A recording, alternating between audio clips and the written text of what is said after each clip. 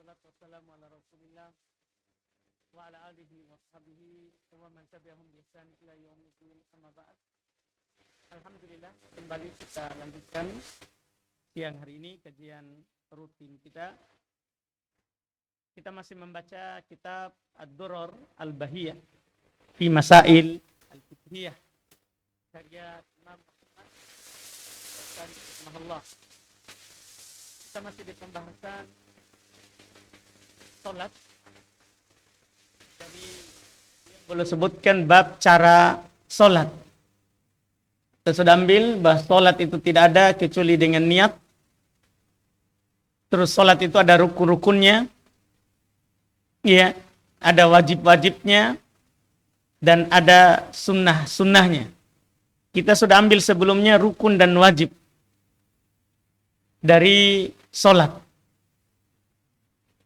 Ada boleh sebutkan beberapa hal terkait dengan rukun dan yang wajib sampai salam.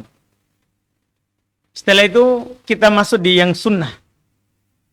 Wa ma ada dzalika fasunan.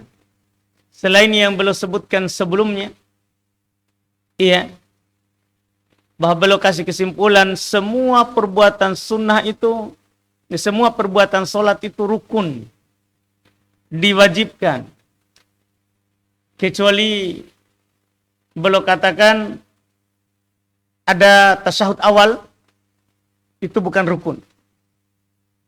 Bahkan mayoritas mengatakan sunnah. Kemudian ada duduk istirahat sebelum kita berdiri dari rakaat ganjil, itu sunnah. Dan semua bacaan solat tidak ada yang rukun atau wajib kecuali takbiratul ihram, takbir pertama, dan surah Al-Fatihah di setiap rakaat. Selain bacaan dua ini, selain takbiratul ihram dan selain Al-Fatihah, itu para ulama kita ada mengatakan wajib atau sunnah. Wajib atau sunnah.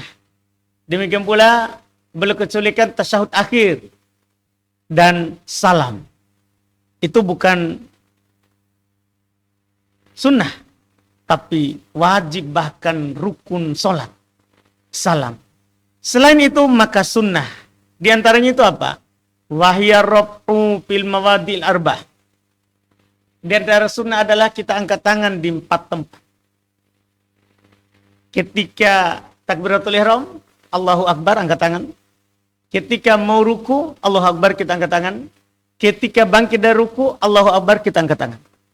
Dan ketika bangkit dari tasyahud awal, inilah 4 tempat disunahkan kita angkat tangan. Dan mengangkat tangan ini hukumnya sunnah. Artinya kalau ada orang datang sholat, Allahu Akbar, langsung begini. Sah. Tidak berdosa, cuman tidak dapat pahala mengangkat tangan. Iya, tapi masalah hukum sunnah. Iya, masalah hukumnya sunnah. Waddom, termasuk perkara yang sunnah adalah ad-dom, meletakkan kanan di atas kiri.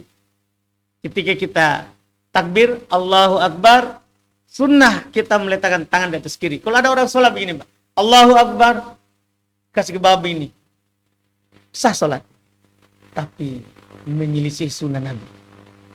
Nabi SAW kalau sholat belum tidak irsal, belum tidak turunkan begini, tapi belum meletakkan kanan di atas kiri. Dan ada beberapa tuntunan cara meletakkannya.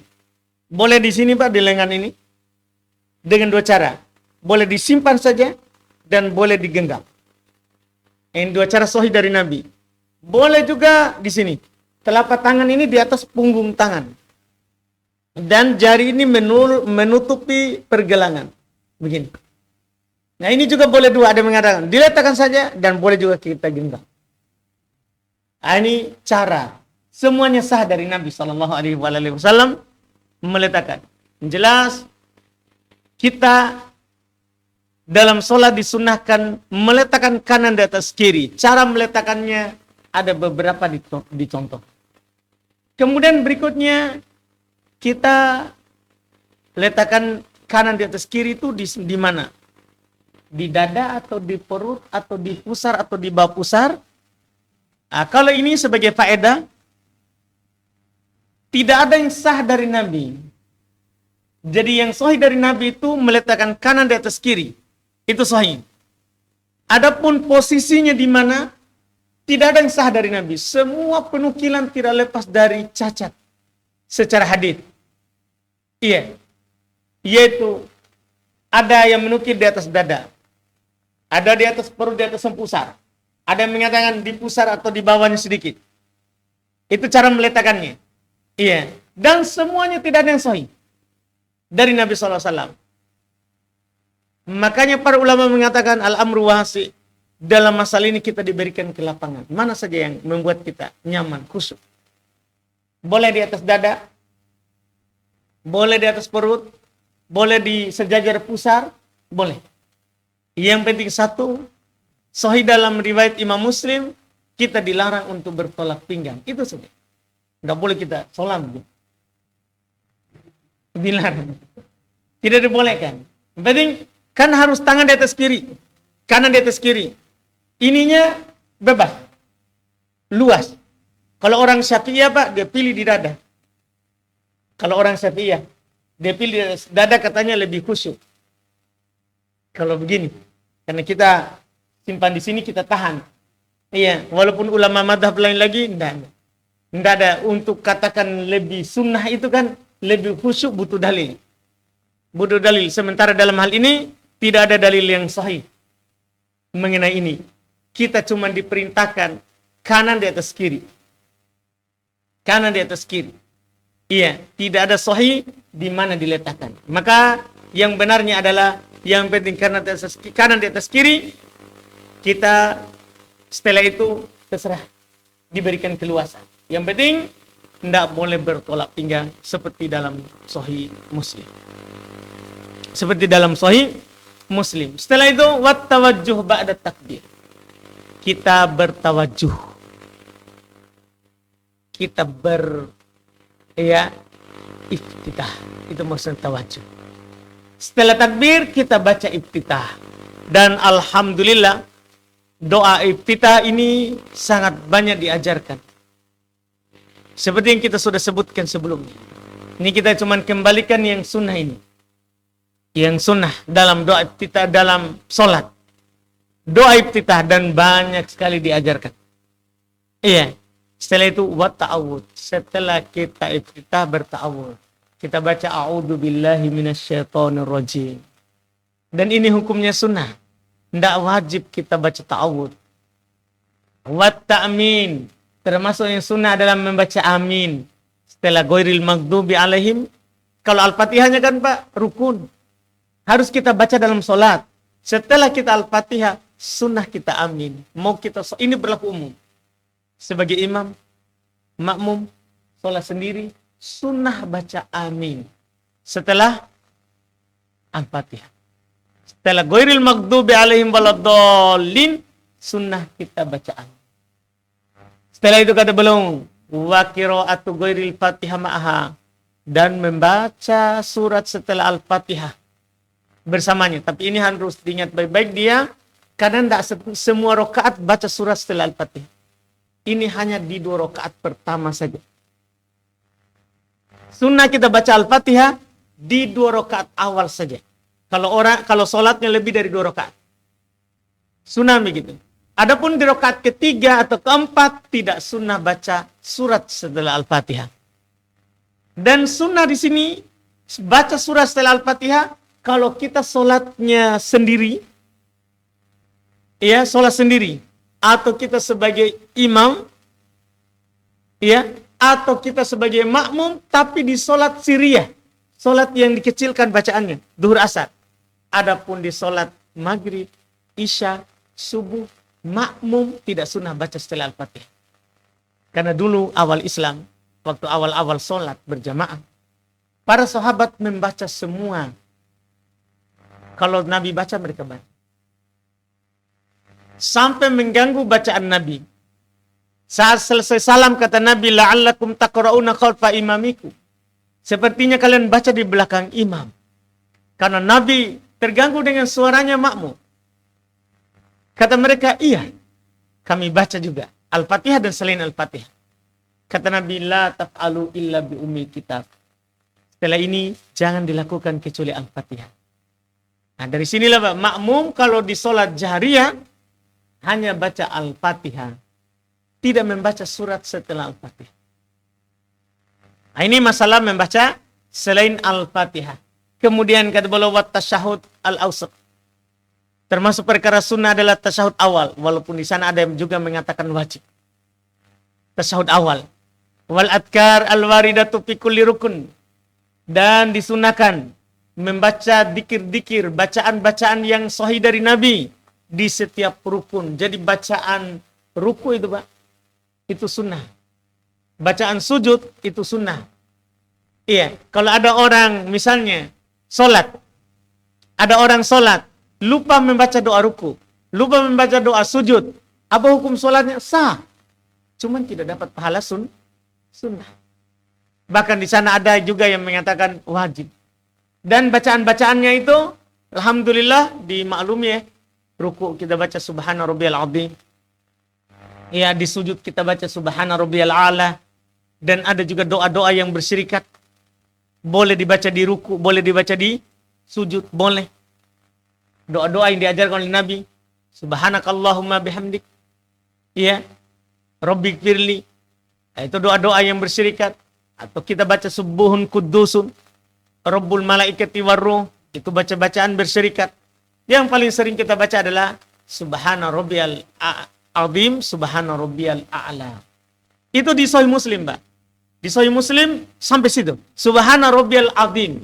Di ruku, Subhana rabbiyal a'la. Di sujud, ada tambahan di sana wa bihamdi. Itu di luar daripada riwayat Muslim. Ada mengatakan itu riwayat yang cacat. Syekh Al-Albani sahihkan. Jadi kalau kita amalkan di atas pensohihan Syekh Al-Albani, tidak apa-apa, kita tambah wa bihamdi. Tambah wa bihamdi. Tapi yang sah dalam riwayat Imam Muslim tanpa wa bihamdi. Hanya sampai Subhana rabbiyal azim di ruku, Subhana rabbiyal a'la di sujud. Itu doanya. Nah, di ruku adalah membaca doa ruku, di sujud doa sujud, dan ditambah dengan doa yang kita ingin minta kepada Allah. Karena Nabi Sallallahu Alaihi Wasallam mengatakan aqrabu ma yakunu bainal abdi wa rabbi wa sajid. Paling dekat keberadaan seorang hamba dan Tuhannya itu ketika sujud. Fakthiru ad-du'a, maka perbanyak doa. Ini khusus di sujud. Dan ini bukan sujud terakhir, semua. Jadi kalau kita sudah baca doa sujud dan imam masih belum naik atau kita sholat sendiri, maka boleh kita berdoa. Boleh kita berdoa setelahnya. Makanya kata beliau, wal istighfar minad du'a. Kita dalam sholat dianjurkan untuk banyak berdoa. Apalagi di sujud, setiap kali sujud, tasyahud akhir, boleh. Bahkan para ulama menyatakan tasyahud awal, kalau kita sebagai makmum, kita sudah selesai baca tasyahud, imam belum naik, kita disunahkan pilih doa. Kata Nabi, "Falyatakhayyar minad du'a masya'a." Silakan dia pilih doa yang dia mau. Silakan dia pilih doa yang dia mau. Ini kata Nabi sallallahu alaihi wasallam, "Bi khairid dunya wal akhirah." Doa kebaikan dunia akhirat. Cuman kata beliau, bima warad wa bima lam yarid. Dengan apa yang datang dari Nabi atau lafadznya tidak datang dari Nabi. Kan kadang permintaan kita kan berbeda-beda. Kalau harus yang datang dari Nabi lafadznya, kan berarti semuanya harus sama. Pokoknya kata beliau, dengan apa yang menurut kita butuhkan. Kebaikan dunia atau kebaikan apa? Akhirat. Iya, karena sholat ada beberapa tempat di dalamnya doa itu mustajabah. Di sujud, di tasyahud akhir, sebelum salam, itu adalah tempat-tempat yang mustajabah. Makanya kita dianjurkan ya untuk banyak berdoa ya di dalam sholat. Kita dianjurkan untuk banyak berdoa dalam sholat. Setelah itu, beliau katakan, watabatulus sholat bil kalam. Batal sholat dengan berbicara. Tapi ingat, sengaja. Kalau kita berbicara sengaja dalam keadaan sholat, batal sholat. Wabil istighal bima laisa minha. Demikian pula batal sholat dengan kita sibuk dengan selain perkara sholat. Sholat itu kan ada ruku, ada sujud, ada bacaan, ada gerakan. Kalau kita sibuk dengan selain perkara sholat, itu juga membatalkan sholat. Itu juga membatalkan sholat. Karena sholat sendiri itu penuh dengan kesibukan. Dalam hadits riwayat Imam Muslim, kata Nabi, inna fis sholati la syughla. Sungguh dalam sholat itu banyak perkara menyibukkan. Banyak perkara menyibukkan. Dari takbir itu sampai salam, kita akan disibukkan dengan bacaan, gerakan, sholat. Iya. Makanya siapa yang sibuk dengan perkara selain sholat, maka akan luput dari bacaan atau gerakan sholat. Bacaan atau gerakan sholat. Jadi batal sholat. Apakah nanti batal sholat dari awal sampai akhir, atau batal hanya sebagian rakaat? Misal, ada orang sholat, Allahu Akbar. Setelah itu dia sibuk menghayal, akhirnya tidak baca Al-Fatihah. Sampai imam ruku. Maka batal satu rakaat. Tapi kalau dari rakaat pertama sampai rakaat terakhir, pokoknya menghayal. Dia cuma ikuti imam naik turun saja. Batal sholatnya dari awal sampai akhir. Iya, batal. Makanya beliau katakan secara umum, sibuk dengan apa yang merupakan selain perkara sholat itu membatalkan sholat. Kan tidak bisa bertentangan. Kalau kita sibuk dengan yang lain, susah untuk sibuk dengan perkara sholat. Maka ini membatalkan. Cuman ucapan penulis ini perlu dirinci sedikit saja. Yaitu kalau kita tersibukkan dari perkara yang rukun. Bukan perkara yang sunnah. Adapun perkara yang sunnah tidak batal sholat. Misalnya orang seharusnya kalau ruku angkat tangan. Allahu Akbar. Karena sibuk dia tidak angkat tangan. Dia langsung turun. Tidak batal. Tidak batal. Tapi kalau dia karena sibuk. Dia sibuk berpikir. Imam sudah ruku. Imam sudah naik. Imam sujud turun. Baru dia turun sujud. Wah, ini batal rakaatnya. Karena ini sibuk dengan perkara lain. Dan dia luput apa rukun. Ini yang disebutkan. Kemudian. Wabitar kisartin. Batal sholat, Pak, dengan meninggalkan syarat sahnya sholat yang kita sudah sampaikan. Masuknya waktu, wudhu, hadap kiblat, berdiri bagi yang mampu, niat. Kalau kita tinggalkan ini semua, menutup aurat, bersih dari najis. Kalau kita tinggalkan ini, batal sholat. Batal sholat. Au ruknin amdan, atau meninggalkan rukun sholat secara sengaja. Siapa meninggalkan rukun sholat secara sengaja, batal. Sengaja tidak baca Al-Fatihah, batal. Sengaja tidak takbiratul ihram, batal. Sengaja tidak sujud 2 kali, dia cuma sujud sekali, batal. Iya, maka batal sholatnya. Ini yang belum katakan terkait dengan sholat. Iya, setelah itu maka belum membahas kembali orang-orang yang tidak wajib baginya sholat. Nah, ini kita ambil pekan depan insya Allah. Semoga dimudahkan. Kita masuk di tanya jawab.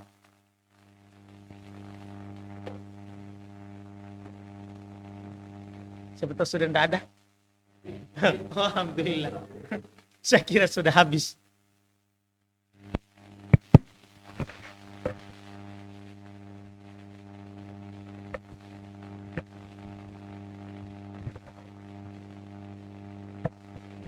Bismillah, saya mulai Ustaz. Ketika kita safar Ustaz, mungkin pada saat sholat maghrib itu kita sudah buat jamaah, tapi kita mau jamak sholat isyanya. Nah, tapi kita jamak sholat isyanya itu kita ikut dengan jamaah yang sholat maghrib. Nah, apa yang mesti kami lakukan Ustaz ketika kami sudah selesai dua rakaat? Apakah kami langsung berdiri tinggalkan shaf atau duduk sampai selesai sholat maghrib yang kami ikuti. Baik. Pertama dulu seharusnya. Kalau orang itu jamak sholat, jamak qashar, demikian pula jamak misalnya jamak sempurna, ya apalagi jamak qashar, dan ketika beda gerakan bersama imam, beda rakaat, itu dia jangan masuk di situ. Misalnya kita datang, kita perjalanan ini, waktu maghrib kita tidak singgah. Kita singgah waktu sholat isya. Seharusnya dia adalah tidak ikut imam yang sholat isya. Kenapa? Karena beda rakaat. Nanti masalahnya seperti itu. Bingung dia ikut imam sementara dia cuma 2. Makanya musafir tidak wajib berjamaah, tidak wajib Jumat. Itu musafir, Bang. Kenapa dia boleh jamak takdim, jamak takhir? Kan tidak wajib menjawab adzan di masjid. Jadi kalau kita musafir tidak wajib berjamaah dengan mukim. Tapi boleh kita mau ikuti.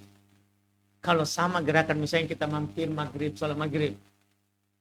Ya mampir isya kan harusnya kita maghrib. Sebenarnya. Tapi kita masuk, ini makanya jangan masuk. Jangan masuk di jamaah. Boleh kita tunggu dia selesai. Kenapa boleh? Karena tidak wajib bagi kita berjamaah. Musafir. Ini masalahnya. Ketika kita ikut, ini yang masalah. Masuklah kita di tadi. Makanya kalau seperti itu, hanya 2 pilihan. Yang dia lakukan. Yaitu dia duduk sampai imam duduk di rakaat terakhir. Jadi kan imam naik lagi. Sementara kita cuma 2 rakaat. Salat isya. Jamak qashar. Iya, jamak qashar. Kita duduk. Sampai nanti dia salam, kita salam. Iya. Cuman hal ini memasukkan kita di sebuah pelanggaran. Yaitu menyelisih ini. Nah ini masalahnya, jadinya rumit begitu. Iya, rumit jadinya. Karena tidak boleh kita menyelisih imam. Nah itu cara pertama, Pak. Cuman kita akan masuk di situ. Cara kedua, kita jangan jamak qashar. Kita sholat sempurna. Isya 4 rakaat. Supaya nanti dia tahiyat. Kita ikut imam sampai akhir. Dia kan tasyahud sebentar di rakaat ketiga. Kedua dan ketiga, kita ikut tasyahud. Dia salam, kita tambahlah 1. Itu lebih mending daripada yang tadi. Lebih mending, karena ini kan kita saat sabar, boleh sholat sempurna. Boleh. Walaupun kalau kita jamak qashar, itu lebih utama. Tapi kalau kita sholat sempurna, boleh. Seperti itu, Pak. Walaupun sebenarnya awalnya tadi jangan masuk.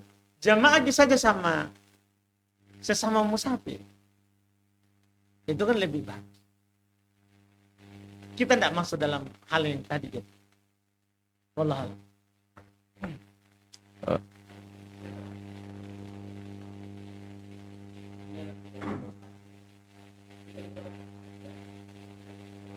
Tetap tasyahud kan ikut imam. Iya, tetap ikut, cuma salamnya. Imam salam, kita berdiri. Iya. Kan 4 rakaat kita mau sholat. Nah itu kita lakukan supaya tidak menyelisih imam. Jadi kalau kita tahu ini orang sholat maghrib, kita mau sholat isya, sudah kita niat sempurna. Sholat 4 rakaat. Saya lagi, Ustaz. Tambahan dulu. Dan yang kedua. Terkait dengan mengangkat tangan, Ustaz. Mungkin banyak dari kita yang berbeda-beda cara angkat tangannya. Mungkin ada yang di mana, di bahu atau di perut atau di telinga, di dalam telinga. Nah, yang sahihnya itu yang seperti apa, Ustaz? Terus tangannya itu ketika bangkit dari ruku, dia ada yang seperti berdoa menghadap ke dalam telapak tangannya. Yang mana sebenarnya yang sahih? Baik. Untuk mengangkat tangan yang sahih dari Nabi 2, Pak. Dinukil oleh Ibnu Umar dalam riwayat Bukhari, Muslim dan Muslim, dan dinukil oleh Malik ibnul Huwairith. Jadi dua penukilan dari dua sahabat. Iya, bahwa Nabi SAW kalau mengangkat tangan itu kadang sejajar dengan bahu, tetap depan, Allahu Akbar sejajar dengan bahu. Kadang sejajar dengan ujung telinga, atas ataupun bawah. Allahu Akbar, tetap di depan. Bukan begini. Karena kalau begini di telinga berarti gini juga di bahu. Enggak, maksudnya sejajar. Sejajar dengan bahu, sejajar dengan daun, dua daun telinga. Iya. Kemudian masalah yang kita bilang tadi itu, kita begini, maka sahih dari Nabi di hadis riwayat Imam Abu Dawud dari Abu Hurairah. Nabi kalau angkat tangan itu membentangkan ke atas jarinya. Di telapak tangan ini ke kiblat. Dibentangkan ke atas. Gini, bukan di begini. Tapi begini. Diluruskan ke atas, bukan juga begini, Pak. Gini. Enggak. Memang sunnah kan, sunnah mengangkat. Itu sudah melakukan sunnah. Tapi sunnah diangkat itu dengan cara dibentangkan ke atas. Kemudian sejajar dengan bahu atau sejajar dengan daun telinga. Itu sunnah lain lagi.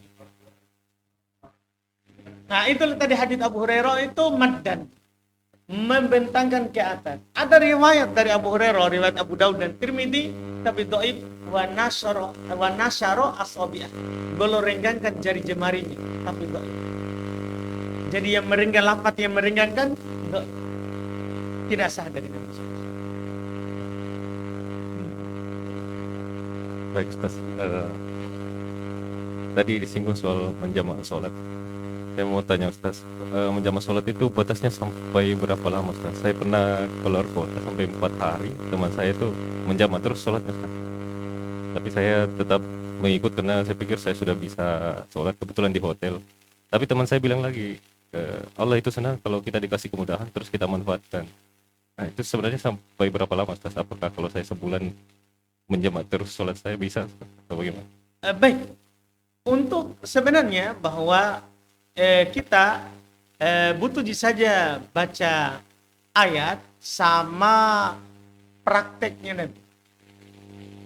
Iya, butuh saja baca ayat tentang safar sama bagaimana Nabi kita Sallallahu Alaihi Wasallam melakukan dan ya jamak qasar solat di saat safar. Khusus jamak qasar ini kita bisa baca ayat di surat An-Nisa, Pak, 101.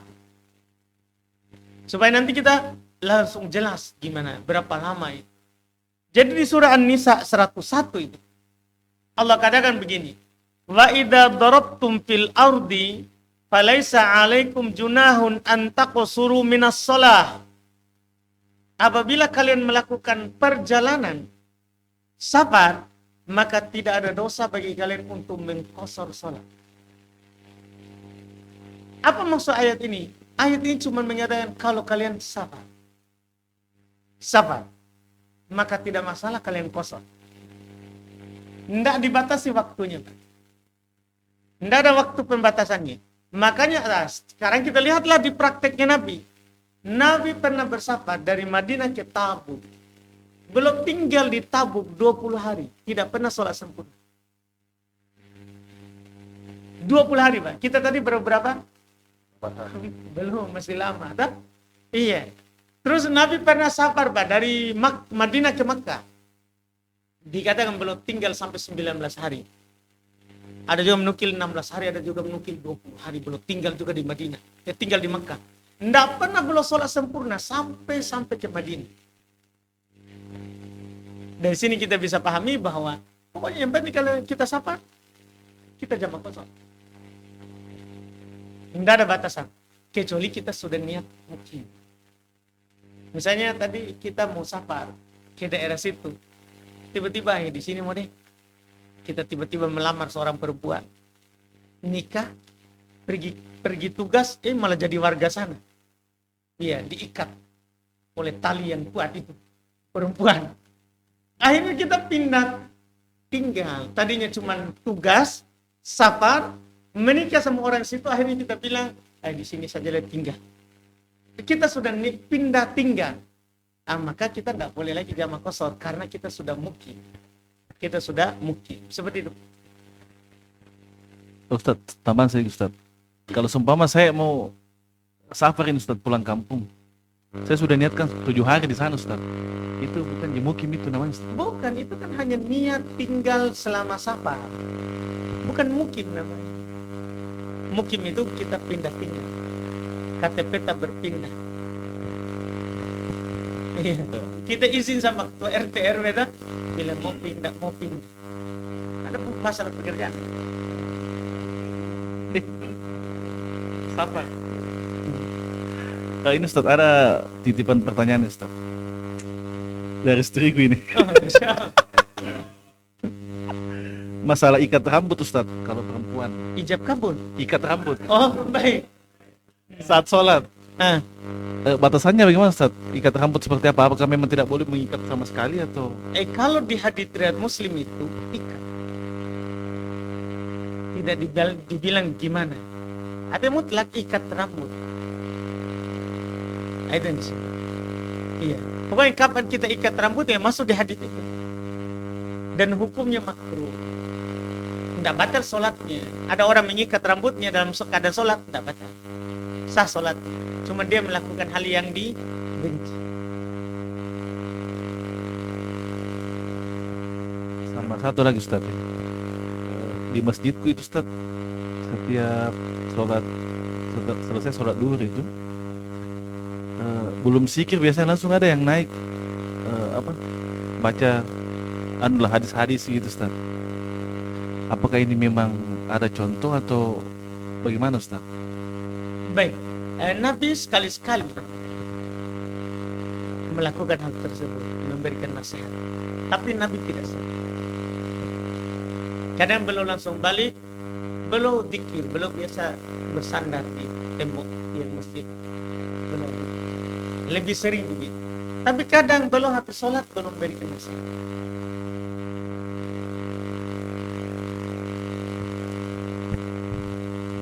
Bismillah, terkait sholat Ustaz, merapatkan saf tadi. Ini kan biasa saya temukan di masjid itu kurang rapat Ustaz, karena ada sejadah biasa menghalangi Ustaz. Nah pada saat saya merapatkan kaki, risih ke sampingku Ustaz. Seperti apa itu Ustaz yang bagusnya? Apakah saya tetap merapatkan atau saya agak membuka itu? Ustaz. Baik. Terus. Pertama, tidak ada silang pendapat di seluruh ulama madhab bahwa merapatkan dan meluruskan shaf itu di syariat. Ini harus dipahami dulu oleh orang, kan banyak orang tidak paham sebenarnya. Kalau sebenarnya kita madhab tak apa dan kita berbicara meluruskan shaf dan merapatkan itu apa, semua sepakat disyariatkan. Tidak ada ulama madhab manapun yang mengatakan tidak disyariatkan merapatkan shaf. Iya, cuman bersamaan dengan itu kita lemah lembut kepada orang di samping saat merapatkan shaf. Karena Nabi memang berwasiat begitu. Iya, Nabi belum katakan sudul qalah, tutup celah. Perintah tarosu, rapatkan. Bahkan belum bilang al-ka'ab bil ka'ab, al-mankib bil mankib, mata kaki dengan mata kaki, bahu dengan bahu. Dan bersamaan dengan itu, kalau ada orang belum tahu, lemah lembut. Kata Nabi, lainu baina aidi ikhwani, lemah lembut di antara kaki saudara kalian. Jadi kita rapatkan saja. Tapi kalau dia mundurkan, jangan. Sebenarnya dia tidak paham, dia belum tahu hukum merapatkan shaf. Tapi kalau kita di tempat yang semua kita paham, rapatkan. Karena Nabi katakan la tadau furujati syaitan. Jangan, kalau semua orang sebenarnya tahu hadis itu, dia akan dapat hadis itu. Jangan meninggalkan celah untuk setan. Jadi itu kita kalau bersol ada celahnya, ada tempat berdiri setan, hanya di kiri kanan. Kita juga terjadi. Tapi kalau kita sudah rapatkan, kurang tempatnya setan untuk mengganggu sholat kita. Seperti itu.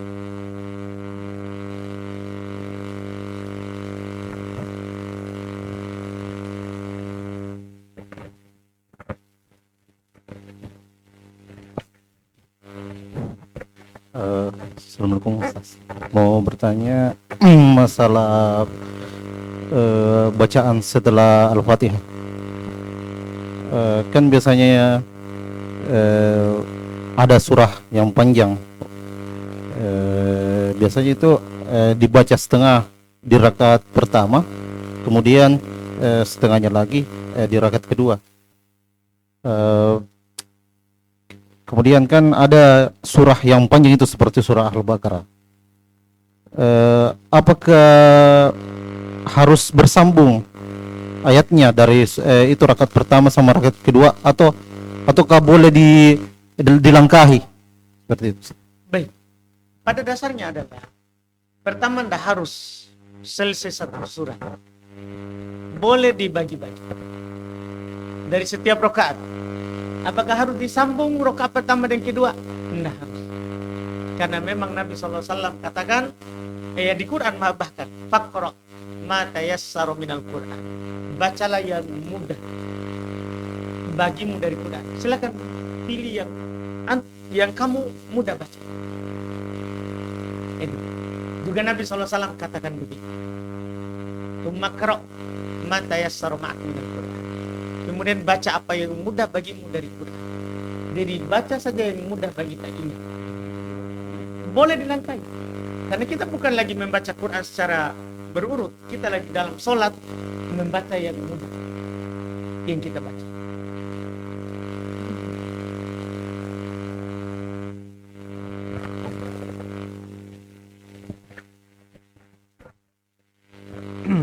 Bismillah. Pertanyaan berikutnya, Ustaz. Di dalam Al-Quran kan kita diancam, Ustaz, bagi orang-orang yang sholat. Nah, apakah ancaman itu berlaku untuk seseorang yang sholat tidak sesuai dengan sunnah, atau yang seperti apa, Ustaz? Kalau kita baca, misal ayat apa itu?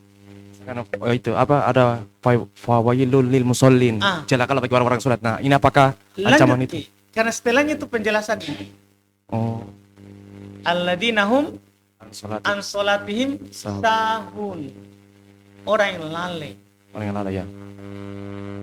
Itu yang Artinya lalai dalam segi apa ini, Ustaz? ketika sholat, lalai dia. Oh, Dia sholat tapi pikirannya di istrinya,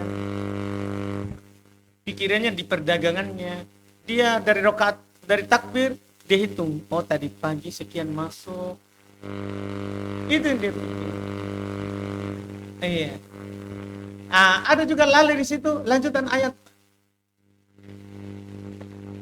lazina hum an sholatim sahun alladzina hum yura'un Yura'un. wa yamna'un. Itu kan keterangan itu. Jadi kalau mau kita jelas itu ayat, baca lanjutan.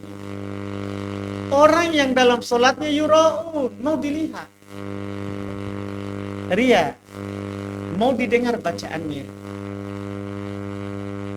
Itu yang disebutkan, Pak. Jadi orang celaka dalam sholatnya itulah jawabannya di ayat itu sendiri.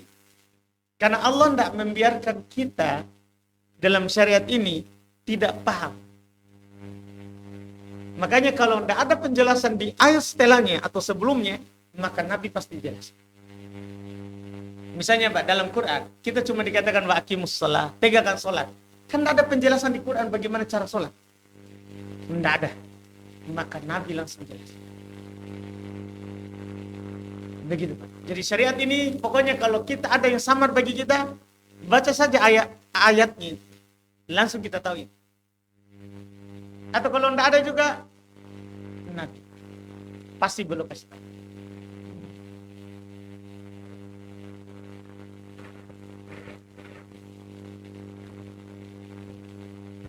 Baik, terakhir ini ya. Baik. Berpakaian dalam sholat, Ustaz, apakah cukup dengan menutup aurat saja? Artinya dari pusar sampai lutut. Kalau sudah tertutup itu enggak pakai baju, enggak masalah atau bagaimana, Ustaz? Boleh, tapi harus ada sesuatu di pundak. Karena boleh kita sholat hanya pakai sarung, tapi Nabi larang, walaisa ala atiqis, tidak ada di pundaknya sesuatu. Jadi kalau kita bersarung kemudian kita pakai handuk di atas ini, tidak apa. Kan kalau kelihatan dada tidak masalah, kelihatan ketiak tidak masalah. Tapi bagi laki-laki, Pak, sampai nanti didengar oleh istri bapak misalnya, pergi nanti sholat tak ada sesuatu. Itu. Ya ini bagi laki-laki. Jadi laki-laki itu sholat dia bersarung boleh, yang dipakai dari pusat sampai ke bawah lutut ini, kemudian harus ada sesuatu. Makanya biasa orang kalau umrah kan berrida, itu begitulah. Tidak masalah kelihatan dadanya bagi laki-laki. Makanya Nabi SAW kalau sholat sujud kelihatan putih kita, karena Nabi lebih sering bersarung dan berrida. Seperti itu. Baik, kita cukupkan. Alhamdulillah, insyaallah kita lanjut lagi di pertemuan akan datang. Subhanakallahumma hamdik, asyhadu an la ilaha illa anta astaghfiruka wa atubu ilaik. Assalamualaikum warahmatullahi wabarakatuh.